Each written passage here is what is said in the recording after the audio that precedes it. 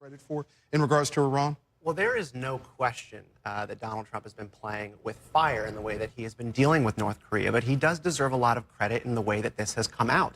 He has changed up the strategy from all the past presidents of the past 20 years in terms of dragging North Korea to the table and making them feel their own mortality and a need to negotiate on these issues.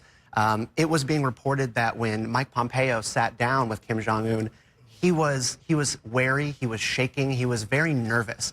And I think that that's... Pompeo was shaking and nervous, or Kim Jong-un was nervous and shaking? That he was deeply unsure of his status and his role in this situation, whether or not he was going to be rolled over by the United States in this issue. So Donald Trump has gotten him to the table. Now I think this is going to be where it needs to be very, very delicate. And it's unclear if he has that sort of tool in his toolkit. It's been remarkable to see the things that we saw of this week. I want to move on to a little bit of what happened at the White House Correspondents Dinner last night. Because, as you know, President Trump, 2 years in a row now, has decided not to go to this. In fact, he holds these rallies, and he did one last night.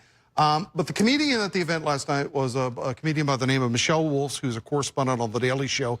She had this to say about White House Press Secretary Sarah Huckabee Sanders. And I'm never really sure what to call Sarah Huckabee Sanders. You know, is it Sarah Sanders? Is it Sarah Huckabee Sanders? Is it Cousin Huckabee? Is it Auntie Huckabee Sanders? Huckabee. Uncle Tom, but for white women who disappoint other white women. Oh, I know, Aunt Coulter. All right, well, that was just one of several barbs that were leveled at the press secretary. This is a politics show. This is a policy show. We don't usually talk about comedians. However, a lot of people on Twitter and social media this morning seemed to think that this crossed the line and, in fact, was mean-spirited and uncalled for. Dave, what's the rule at these things about how far you can go and how far you can't? I'm not sure what the line really is. I feel like we kind of do this every year, right? There's a White House Correspondents Dinner, and there'll be a comedian, and the question coming out of it is, did they go too far? In past years, a lot of the time, it's about the jokes they made. Well, you were there. What was the reaction in the room when this was going on? Her jokes about Sarah Huckabee Sanders felt kind of flat. You could hear on the audio there. There was some kind of groans and guffaws. So I think some of her jokes in general were getting pretty good laughs, but I think the ones that seemed a little more personal, especially towards Sarah, fell flat. I mean, she was a guest. She sat up there. This was a little bit of an olive branch, right? Because the president last year didn't go, and his staff did not go as well in solidarity with him. This year he didn't go. He went to another Washington. Right. Washington, Michigan. Right. Yeah. We all get it.